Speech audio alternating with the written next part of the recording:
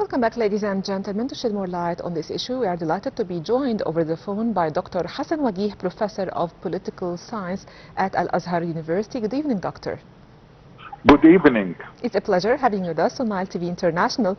So, Doctor, Happy Ramadan for all of you. Happy Ramadan for you too, Doctor. So, what's the significance of President Sisi's visit to Saudi Arabia and his talks with Saudi Crown Prince Mohammed bin Salman? Of course, this is a continuation of the very brotherly and very strategic relationship with Saudi Arabia a long time ago. You know, they are our brothers, and we are together can help the entire area. The interest of the entire Arab area, the Arab system, is based on these two important pillars, Egypt and Saudi Arabia, of course.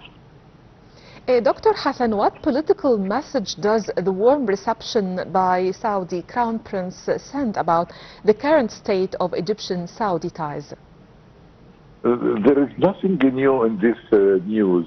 All the time there is warm welcome to the president, and all the time it is very exchangeable, and it is very warm reception when a Saudi leader comes here.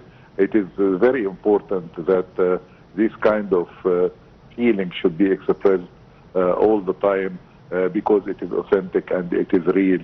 And I hope that this will consolidate the relationship further for much more deeper cooperation between the two states. What are the more important or the most important fields of cooperation from your point of view between the two countries? Of course, levels of cooperation are manifested in all fields. I mean, in investment, in economy. We have Egyptian labor in Saudi Arabia helping building the revolutionary efforts for sustainable development in this brotherly country. And I think this is very strong ties and in all fields. When you are talking about the economy, you are talking about military exercises, you are talking about all aspects of life. So I think that is supposed to be deepened by such visits and such interactions. So, Doctor, during the visit, President Abdel Fattah al-Sisi emphasized the great development in Egyptian-Saudi relations. So how do Cairo and Riyadh envision elevating their strategic partnership to better serve the interests of both peoples? Yeah, actually, there are so many important files, shared files. And it is not only shared traditional shared files, there are danger for the entire area. There is an atmosphere of imminent wars. Egypt and Saudi Arabia are exerting a great deal to de-escalate the situation between Iran and the United States.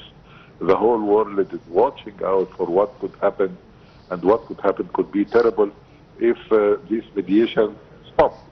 So Egypt and Saudi Arabia, along other mediators, really push for de-escalation, push for diplomatic solution to any problem, because the war is a zero-sum result for all parties, for the United States and for Iran and for the entire area. Nobody is going to get anything real out of that, because the consequences would be dire and the destruction would be dire, and we hope that this will never happen. So I think the joint effort between President Sisi and His Royal Majesty bin Salman, I think they are the two important leaders in this area, and they are working together for de-escalating and for getting the ghost of war to be away from this area. Hopefully they will succeed with the entire international community and fair-minded mentalities in the world.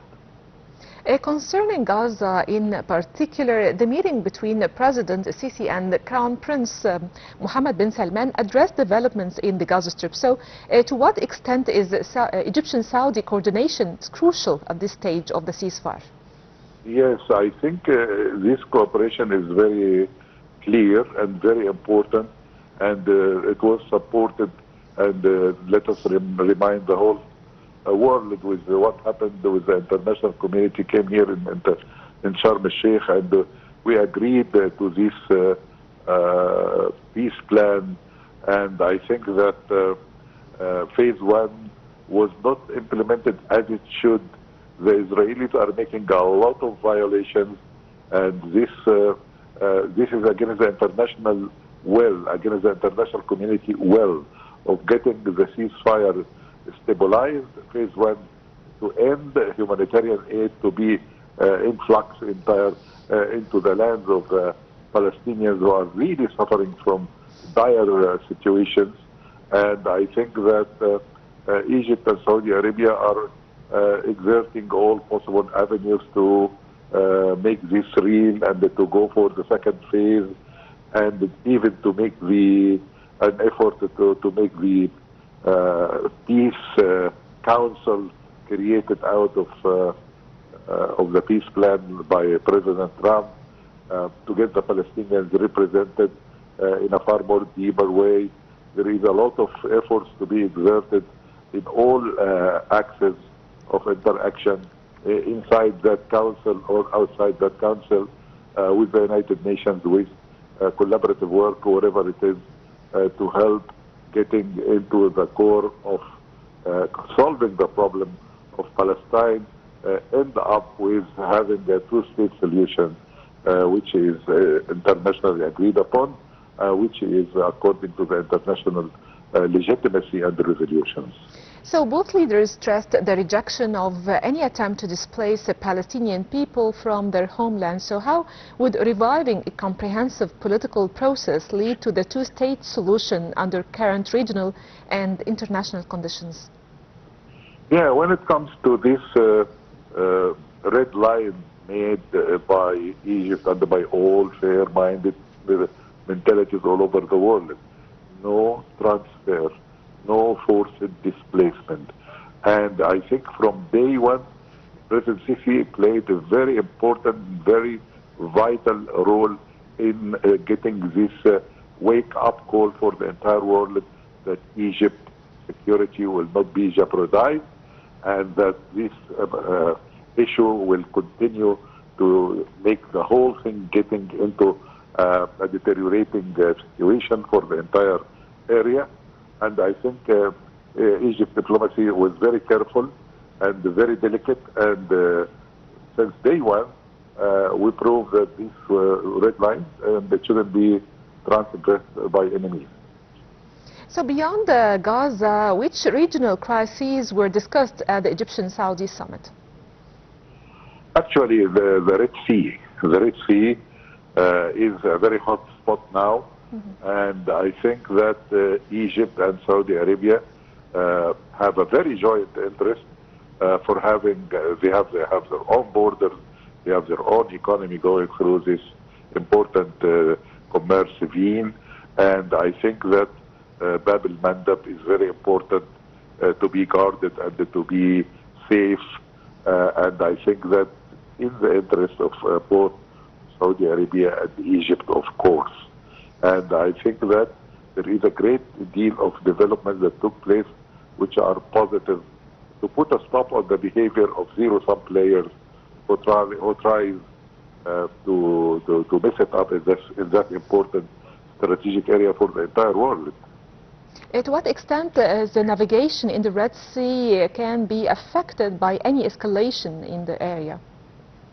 Of course, if you are talking about a war, an imminent war that may take place, and I ask God this will never happen, and I'm optimistic that this will not happen, inshallah.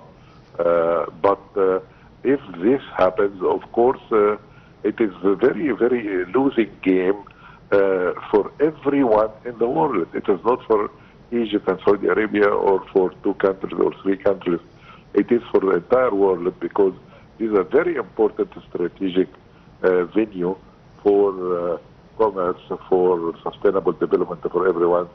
So I think that the efforts exerting all these efforts is very important to put a stop on the war, to de-escalate and to try to prevent this war from happening from the very beginning, hopefully. Yes, Doctor. How can Arab solidarity be strengthened to prevent further escalation and tension across the region? And what about the diplomatic tools?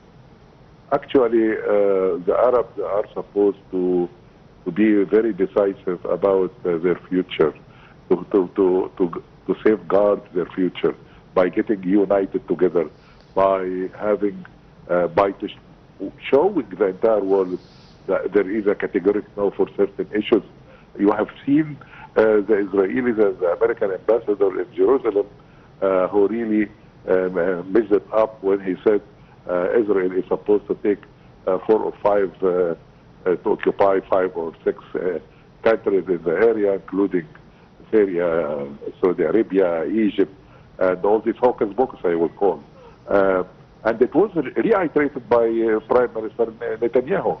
And I think if these 2 blue strips from the Nile to the Euphrates is still in the mentality of the Israelis, this is a very losing game, a zero-sum game, and a zero-sum game will never get someone to have the upper hand in this area. The only upper hand to be given is for peace for land, for 2-state solution, for diplomatic efforts in the right direction, away from extremism, and trying to create processes and ill-founded processes actually on the account of others. And we have seen this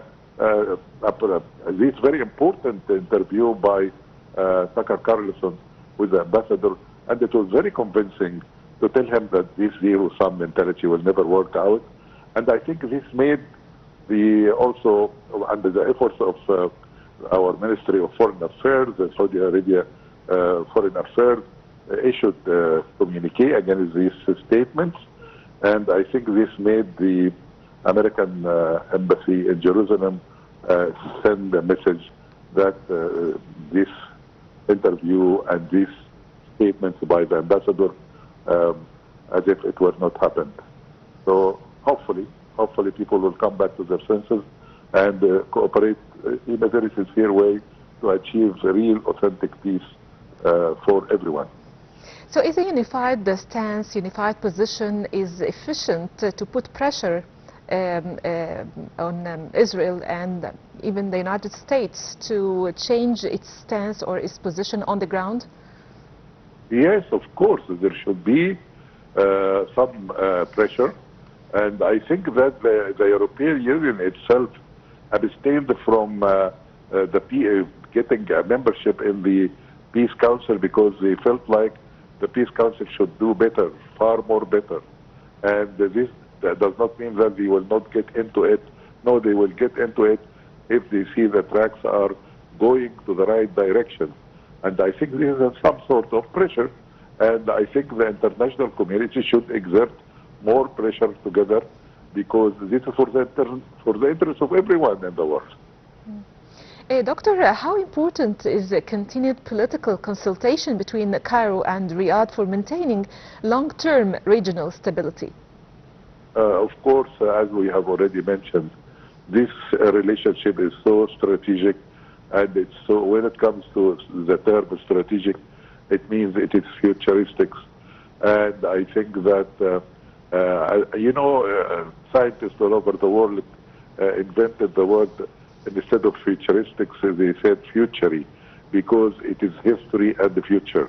So history and the future tells us to be strongly connected to each other, going for one-way ticket for de-escalating, for peace, sustainable development, and for trends that would deter anyone from aggressing against us. So Egypt and Saudi Arabia have always proved their weight in the region. How did you see this in the last summit? I beg your pardon, what's the question again? I said Egypt and Saudi Arabia have always proved their weight in the region. So how did you see this in the last summit?